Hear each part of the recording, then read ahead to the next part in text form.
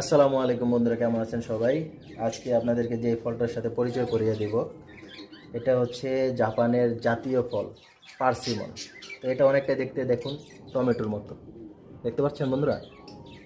এই যে একদম টমেটোর মতো। তো এটা আজকে আপনাদেরকে কেটে খেয়ে দেখাবো। তো চলুন বন্ধুরা।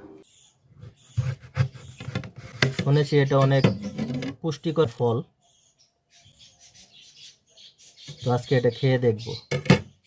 এটাকে কাটলাম, ভিতরে অনেকটা দেখেন মিষ্টি কুমড়ার মতো দেখতে, তাই না? দেখা যাচ্ছে।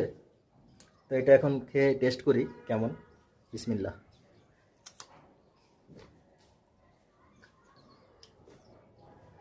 অনেক সুস্বাদু, মিষ্টি, অনেক মিষ্টি।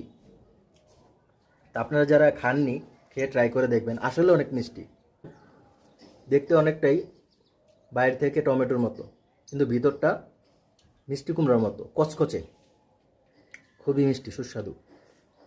তো আজকে এই পর্যন্ত বন্ধুরা, সবাই ভালো থাকবেন, ধন্যবাদ।